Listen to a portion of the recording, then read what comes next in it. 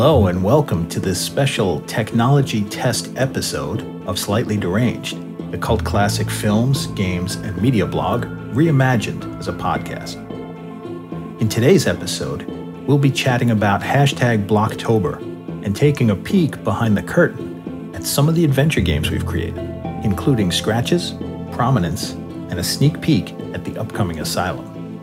We'll be posting some never-before-seen imagery from these games, and we'll also be taking your live questions along the way via the Senscape Discord channel, so fire up those fingers to chat at us.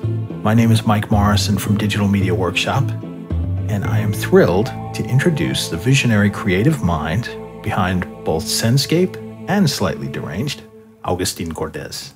Oh, come on, please. You're making me blush with those fancy words. It's actually, it's Agustín. Agustín with a tin at the end. It's difficult. We were talking about this a few days ago. It's very difficult for North Americans to properly pronounce my name. I really wanted to get that right. I am so sorry. But no hard feelings. No hard feelings. So here we are. I'm going to try to crack open this Discord window and keep track of what's going on. Do you want to talk a little bit about Blocktober and what it is? Absolutely, yes. And let me just start talking about what Slightly Deranged was. As Mike told you, folks, okay, first things first. I'm very happy to have you there. We have an amazing Discord server here. We have a very nice community. And we are planning to do this today to stay more in touch with you, to stay even more in touch. So Slightly Deranged was a very old blog that I had. First, I began talking about cult movies, especially horror movies. Then I began talking about games, then books. It was all very chaotic and deranged, which was the spirit of the blog, so to speak. But life got in the way and I just neglected the blog and just wasn't updating it anymore. But Mike here has been telling me that we could resurrect it in a different format. We both enjoy podcasting. I love the idea of doing, I've always loved the idea of doing a podcast. Mike has a lot of experience doing that, recordings, podcasting, and we figured, why not? Let's give it a try, right, Mike? Exactly. Yeah. I've consulted on a bunch of different podcasts at this point, and I was excited about the opportunity to finally really participate in one. So this is a nice change. It's a little weird being here behind the mic like this live, waiting to foul up and say something terrible, but I'll play along and let's see how it goes. It's the first episode.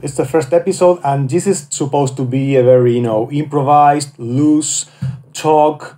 We want to hear your feedback, dear community, until we get an idea of the tone, the pacing that we want.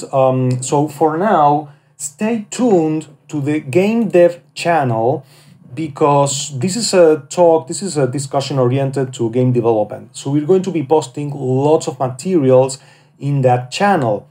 Also, make sure to give us your feedback, and if you have any questions at all, you can ask anytime you want. Okay? That's right. We'll be keeping an eye on the Game Dev community channel. You can find that under the community section of the Senscape channel list. I know it's a huge list there. So just head on up to community, and then underneath that is Game Dev. And we'll be posting some images and other good stuff in there. And it's not going to be strictly game dev that we're talking about. We wanted to be able to share things that are kind of behind the scenes. And we know that the bulk of the population on the server are adventure game lovers like us. We love adventure games. That's why we're here. Some of us love horror. Some of us love sci-fi. Some of us love, different kinds. Some of us love the pixel graphics. Some of us like more realistic graphics, right? First person, third person. But we all have a love for adventure games. And so we wanted to share some thoughts about that and some of the adventure thoughts that went into some of our projects. And this month is October, and you may have seen this hashtag Blocktober kicking around. That was started last year. One of the guys at Naughty Dog named Michael Barclay started it up on Twitter. He posted a tweet last year saying, "Hey, what's up, level designers? Level blockouts are art, and Blocktober should be a thing." And in the wake of that, a huge amount of level designers and developers started posting their primitive early stage level designs to Twitter and to other platforms to share their game development process. And we wanted to do that today, but we also wanted to share it from the unique perspective of how adventure gamers might be interested in it. Exactly. And well, it's not really, it's not about levels when it comes to adventure games. The term level is used very often in game development, but I like to talk about environments when it comes to adventure games. And my very first, to start this quick presentation about how we approach the environment design in Scratches and then Asylum, I wanted to give you folks just a little bit of insight into which games have been very influential for me, and what was specifically what influenced my approach to design from those games. So if you agree, Mike, I can just begin talking about what it all began. Yeah, absolutely. How did you get started? I was playing all sorts of games, Saxon, Jumpman, Space Invaders, but King's Quest was the first game that really had a deep impact on me. And of course, I was also an avid reader, and for me, King's Quest felt like an interactive book. But what I loved the most about the game, other than the story, the ability to communicate with the computer and interact with the environment, it was the sense of exploring. And this particular aspect of design in King's Quest, which I like to think of it as an approach to sandboxed design, right? It's many modern games have this approach to environment design. Grand Theft Auto comes to mind, but in 1983, King's Quest was already giving players the ability to walk freely all around this beautiful land. Not only that, it felt infinite, because you could walk to any direction from any screen. You could walk to any direction, and when you reached the end of the map, you could just loop and start from the other direction. So this feeling of being constantly exploring and walking and wondering what's beyond the horizon, this gave me a really it added a whole new dimension of enjoyment when it came to games. I don't know if you had a similar experience with a game, or what was your first experience about any game that has had a deep impact on you? I grew up around computers and had very early exposure to games. And now I'm going to date myself, of course, but back in the 80s, as a teenager, in the mid 80s, it happened that my brother ended up doing a lot of technology work, and he was bringing home some of the earliest PCs to work on at the house. So I got exposed to things like the Commodore PETs really early on, and the early Apple II and the Apple IIc. And so he would bring these computers home and work on them and fix them for a after-school job that he had. But he would, of course, bring games to test them afterwards. So I got some exposure really early on to that. So my first adventure games were actually all text parser type adventure games. Not terribly interesting. But then there were games after that, like on the Commodore 64. I remember a few games. But it's sort of very spotty with me. It's sort of like a rock skipping along a pond. There were games that I played and then I didn't play for years, and then I would re-enter. So it was text parsers, and then it was nothing, and then it was some Commodore 64 games. and I don't remember any of them except one called Dragon World. That was a hybrid text parser and had some graphic screens. And then it was a couple more years. And then it was probably The Neverhood. And then shortly after that, two that became some of my favorites, which were Curse of Monkey Island and Grim Fandango. Wow, excellent games, all of them. Yeah. Great picks. Okay, so back to King's Quest. That's in my case. I still think that when I approach design in Asylum, of course, scratches. There's always the shadow of King's Quest looming over my shoulder. I think it was my epiphany when it comes to game development. When I play King's Quest, I knew I wanted to make a game like that. And even though I specialize in horror games, I love to scare people and do really creepy stuff. And of course, Asylum is unlike King's Quest. I mean, it has very little to do with King's Quest. But this sense of exploring, of allowing players to move freely or all around an environment, I think that's what has stuck with me the most.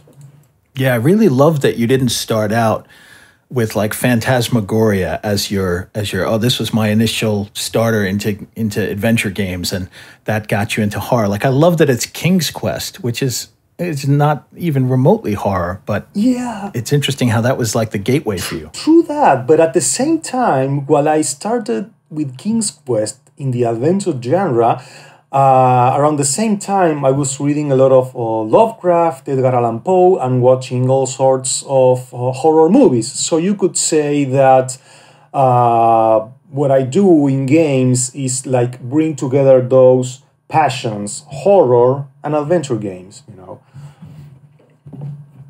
So the next, speaking about horror, the other game that has been usually influential for me is Darkseid, an adventure that may not be the best adventure game. It's extremely flawed. It has lots of dead ends.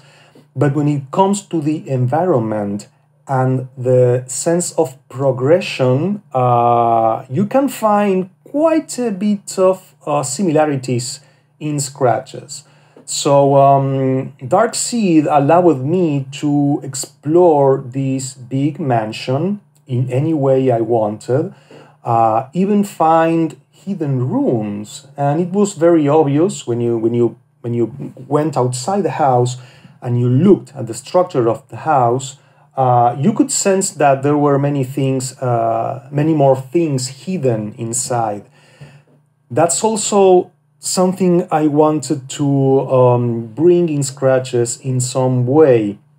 That's a really interesting screenshot, because looking at that's a third-person game, but if I imagine that as a first person, I can easily see how you might have been inspired to create scratches from that. I mean, that's really close to what I would imagine scratches would have looked like if it was third person. I think yes. It's really it's curious, and I don't think I have credited Darkseid enough as an influence behind scratches, but I think that you might want to look at those rugs again, there, buddy. Yeah, I know. And the pictures on the wall too, yeah, right? Even the wallpaper. There's a lot going on there. If Cyber Dreams was still around, they would sue me. Now, something else that inspires scratches a lot. It's actually the division, the way Darkseid divides the game between days. Darkseid takes place across 3 days, and this is exactly how scratches unfolds as well. This sense is that right? That's right. That's really interesting. That's right. Yeah, those are 3 days. So when I design scratches, not just the environment, but the story and how to bring a sense of progression to the game, for me it's always helpful to think in terms of chapters, and make sure that every chapter that something meaningful happens in every chapter, and at the end of these segments, there's either a cliffhanger or something that motivates you to keep playing. So it's a very useful approach to game design to make sure that you're always, doing something meaningful in the game. That's interesting. I would agree with that. And it's interesting that you mentioned them as chapters.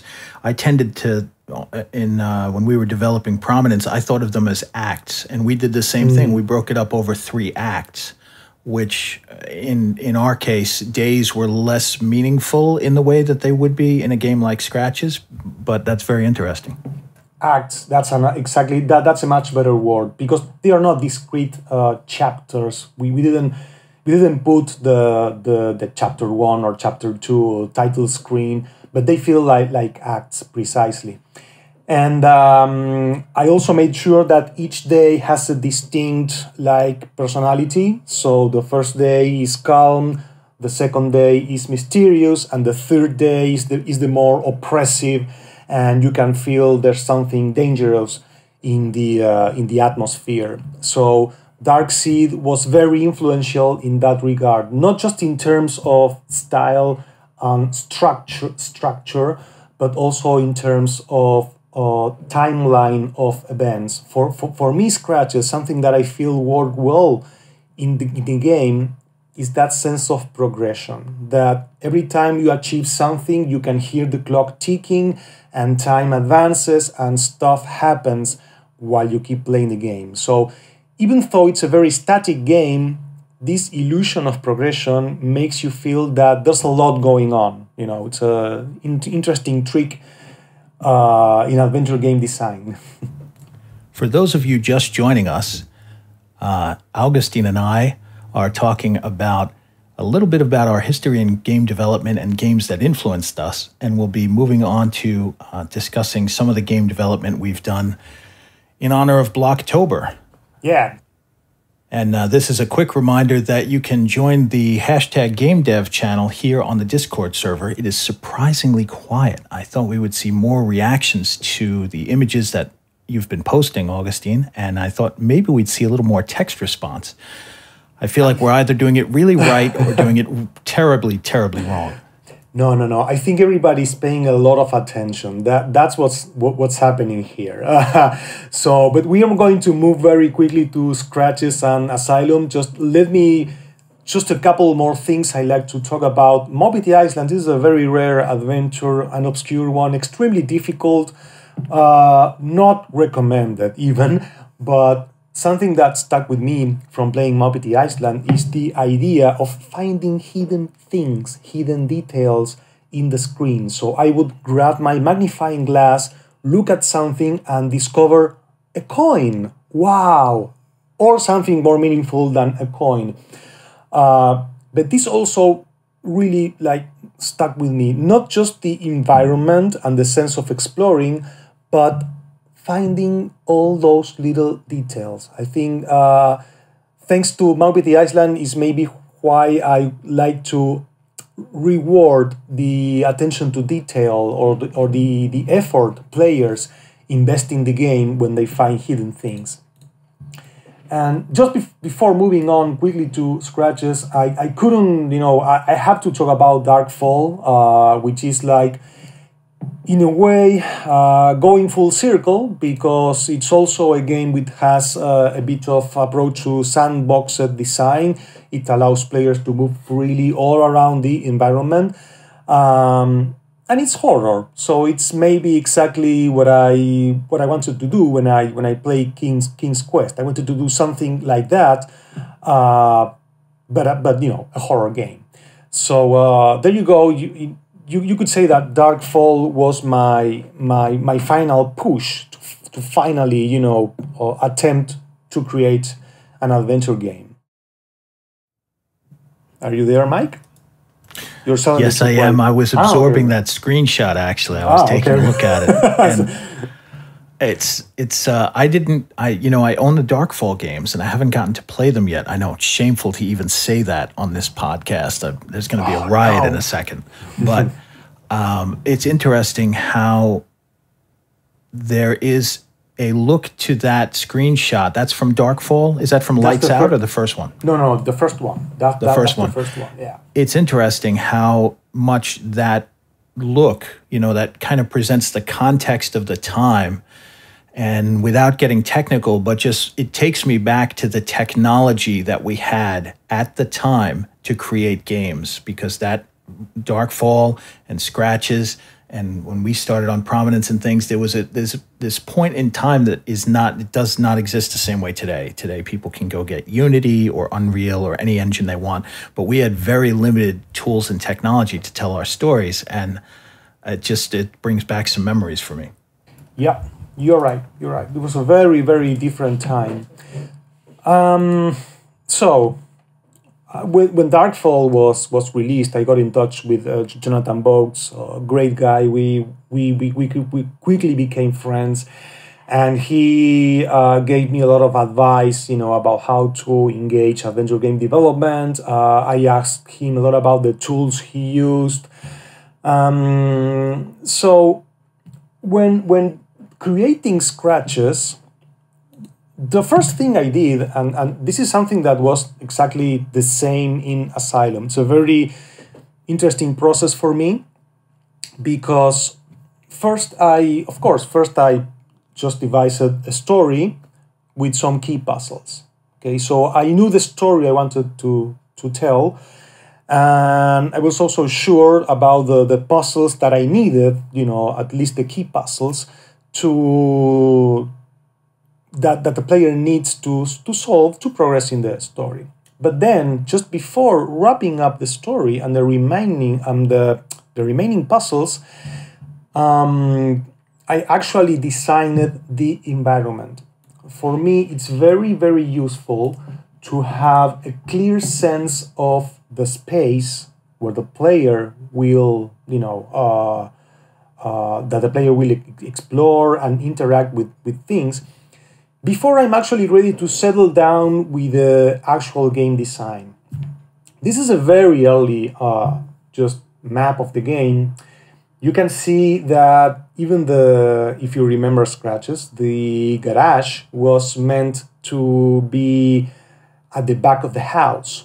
For reasons I forgot already, we put the garage earlier, near the entrance of the game. I think we were running out of space, really. And let me show you here the blueprints that we used to actually construct the game, right?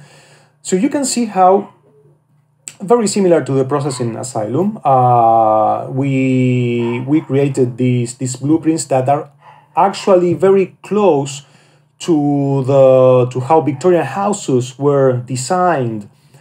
I love that question mark.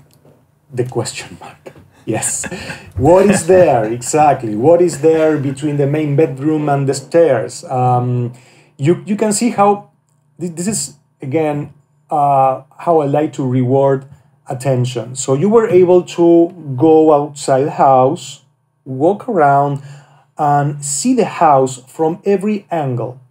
So if you paid enough attention before we gave you the actual clue in the second day that there's a hidden room, but if you paid enough attention and noticed the number of windows and the layout of the mansion, you could have quickly realized that there was a hidden room, because we actually let you see the house. And when you are inside the house, you walk around the hallways. It's very easy to spot a missing door. I don't know if there's anyone who actually realized about the hidden room before we actually, tell it in the game itself. I would be curious to know that, but so far nobody ever told me. So yeah. Hidden secrets.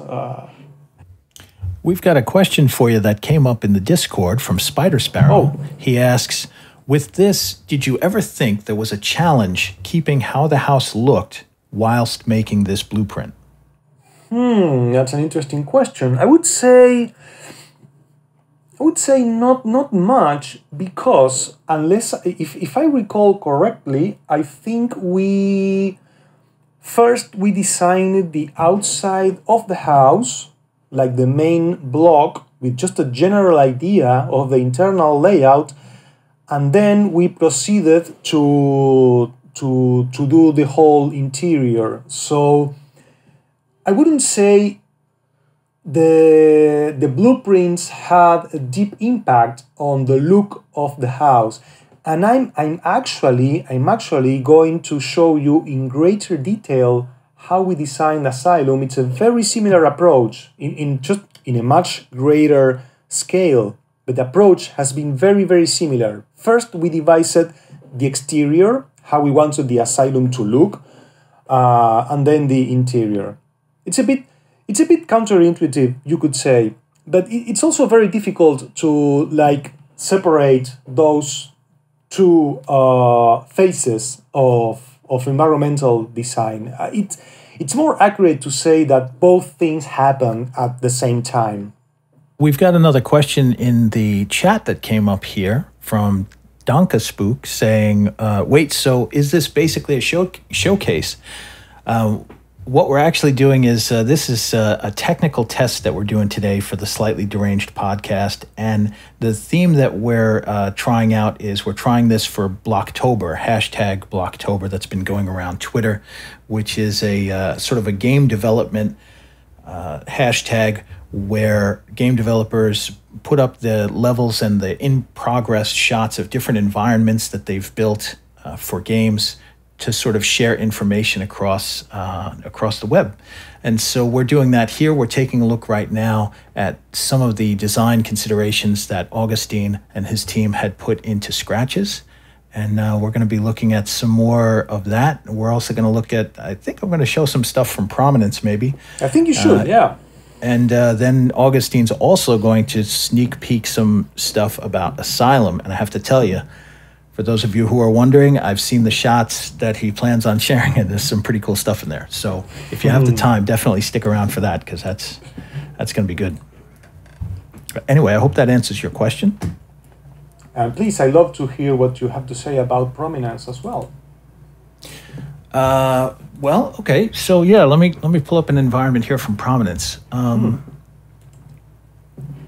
Since we're sharing early programmer art, I'm going to go on record here and say that I think my lousy notes and map look way more ghetto than your lousy note and map. Oh, I'm actually showing the pretty notes. Don't worry. I have lousy notes as well. Very lousy notes.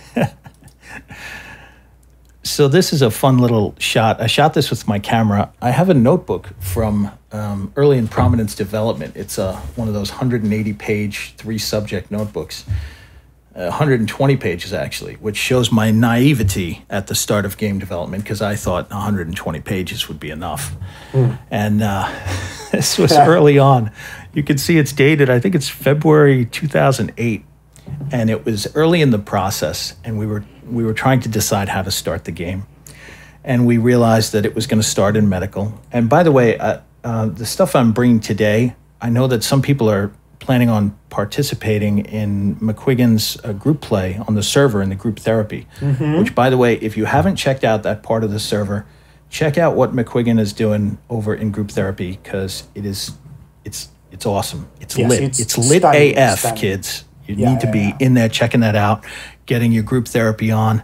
It's really cool. They pick different games. She's got a whole schedule, and they're knocking it out of the park over there. Absolutely. So check that out. And in December, I know that they're planning on doing a side play of Prominence. So I am not going to be spoiling anything in this chat. You're hopefully going to get more interested in checking it out, or at least maybe notice some new things that are in the game. But that shot there was from my notebook, and we were trying to decide on the first environment, and we knew how we wanted the story to open, but we didn't want the player to be overwhelmed. And we realized that by setting up the environment and cutting it into 2 parts, this outer section of medical and the inner section, we could use the outer section as sort of a gateway to teach the player all the fundamentals of the game. And we got this lesson really from the guys at Valve with Half-Life. And if you go play game like Half-Life, or you turn on the commentary for Half-Life Lost Coast, they'll take you through how they use gameplay to train the player without having to create a tutorial.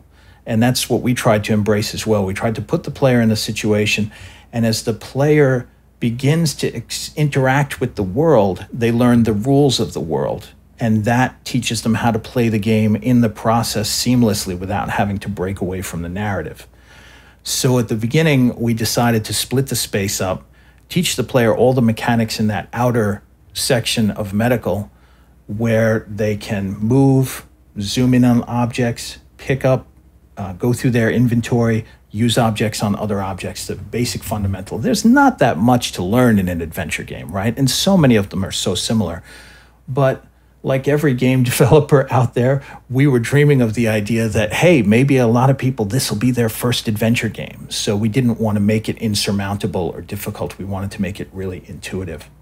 So after we had that initial sketch, we created the blockout. And this is sort of the Blocktober portion of this. You know, let me, now that you mentioned that, I'm remembering, I'm actually designing scratches for the hardcore fan of adventure games. And you wouldn't imagine the amount of people that told me that Scratches was their first adventure game. So you never know. You really never know. There you have it. So I'm hoping that if anybody is playing an adventure game for the first time and it happens to be Prominence, I hope we don't disappoint them or turn them off the genre. So this next shot is basically it's sort of one step past Blocktober. We have some basic props in there, but I've removed like the ceiling. I've removed a lot of the detail and the little objects, but you can still see hopefully that outer area. This is a screenshot from the 3D application that the game was built in. So this is really sort of raw and unprocessed. But that's the basics of it. And hopefully you can see how that outer area works with the doors and how the player has to get through those doors to get inside. And then I have here another shot that's a little more advanced. Boy, this is tricky, bouncing between windows and trying to drop this stuff in there. It is. I apologize for that. We need the bigger monitors. Yeah, I apologize for the delay and the apparent silliness. So this is just a quick turnaround. I did a little turntable animation to try to communicate the space in case people looked at the top and said, I can't understand what you mean, man. So does this make it better or worse? You guys tell me. It actually makes it much better. This is great. The warden approves. The warden approves. The warden approves. The warden approves. This is good. He'll be so disappointed when I show the other environments and haven't done that. But here we go. Last but not least, I'll show you what it looks like from the player point of view. When you're standing, there's that area in the corner. And this is actually standing in the corner. This was a key point for me with this environment. You were talking before about how, putting a lot of thought into environments. When the player was in the corner here, we wanted them to see the whole time that they're in this outer hallway. We wanted them to see where they want to get to and what's calling to them from inside that room. What is that in there? We wanted them to sort of see the goal and see the treat behind the glass, quite literally in this case, that they had to get to. So that's a quick screenshot from the game. So not really a spoiler. You will see that shot within the first 3 minutes of the game. So, I remember. So there you have it. So that's a quick look at one of the environments. I hope that was quick enough. Let me pass it back to you, sir. Yeah, no, that was quick and very, very interesting. I have many fond memories of Prominence, and I'm looking forward to play it again in McGuigan's group therapy. I promise I will play one game someday in her group therapy. McGuigan hates me already. But anyways, let's talk about Asylum. So, very similar to the approach to Scratches. So we began with, I began with an outline of the story, okay? It was even more strict than in Scratches, in a sense that first I sat down to write about everything that happens in the game before we even proceeded to design the place. So the first steps were to, study asylums of the era, download blueprints from Google, and try to imagine what a virtual asylum would look like. So I had this kind of restriction, a very dangerous restriction, because I wanted to make sure this building feels like an actual asylum. That it feels like as if you were exploring, an actual virtual asylum. So we have a problem because asylums are very, very huge, and they can be boring, because once you have seen a cell, you've seen every cell in the building, right? Yeah, so that's a tricky one. That's a tricky one. I mean, and of course, we aren't going to model 600 cells, which is the typical number of cells in the game, because it would take us years to finish it. Imagine it's already taking us years to complete the game, so imagine if we had to model hundreds and hundreds of cells. So of course, what we did is we designed the place as it would work in real life, but then we added some obstacles that feel natural, so that you aren't able to proceed to other parts of the asylum. So it's one of them. It's very obvious, and you're going to realize as soon as you start playing the game. You can go to the male patient infirmary, but you can't go to the female patient infirmary. So that part of the asylum is like completely locked out. There are other restrictions like that. So for example, when you go to the second floor, you can proceed after a certain point. And it still feels like you are in full control, and you can visit a lot of places. So these restrictions that I'm discussing here, they are not evident when you are playing the game. So we made sure that you never feel frustrated, when you're actually playing. So this is when it comes to the blueprints part of the game. So as soon as we had this map,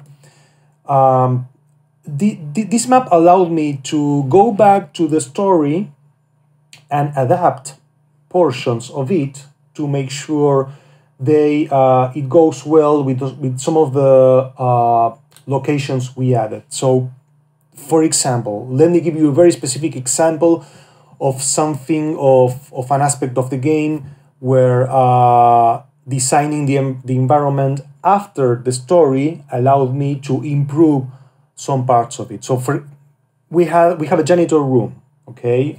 When I wrote down the story, I had no plans whatsoever for the janitor in the game, okay?